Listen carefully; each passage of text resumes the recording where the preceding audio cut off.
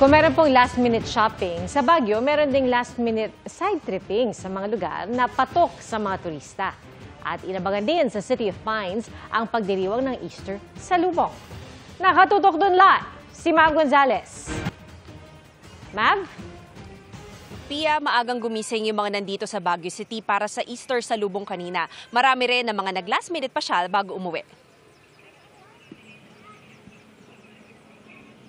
17 degrees Celsius kaninang alas 5 ng madaling araw sa Baguio City. Malamig ang simoy ng hangin sa Baguio Cathedral habang nag-aabang ang mga tao para sa Easter sa Lubong. Maaga, ito ni mga 4 para may pwesto. Tapos ma-feel yung ambience ng joy that soon God will rise. Gusto ko kasama yung family na nagse-celebrate kami ng Thanksgiving. May hiwalay na prosesyon ang imahe ng Jesucristo at ng nakabelong Inang Maria. Nagsalubong sila sa Baguio Cathedral.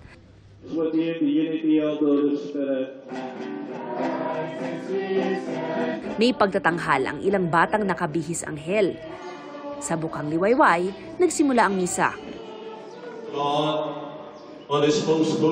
Bisita iglesia kami from Manawag to Vigan. Dito na kami nag-unabot ng salubong. Paggunita natin siya ng paghihirap ng Diyos. Lenten season po yun. Kaya ito na yung huling part.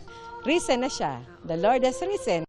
Dahil huling araw na ng long weekend, sinulit na ng ilang turista sa Baguio ang pamamasyal tulad sa Dragon Treasure Castle.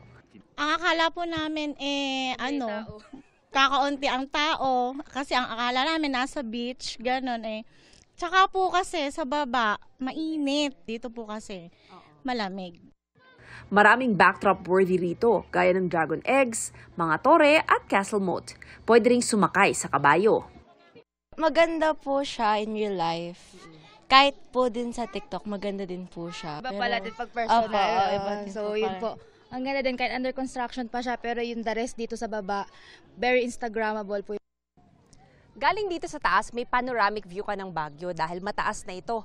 At syempre, hindi kumpleto ang photo ops natin kapag walang mga hiniram na costume para kang may sariling kastilyo. Bukas ang Dragon Treasure Castle mula alas 6 ng umaga hanggang alas 6 ng gabi. Pia, halos wala ng traffic dito sa Baguio City. Maluwag na rin yung mga tourist attractions dahil marami na ngang umuwi. Yan ang latest. Balik sa'yo, Pia. Maraming salamat, Mav Gonzalez.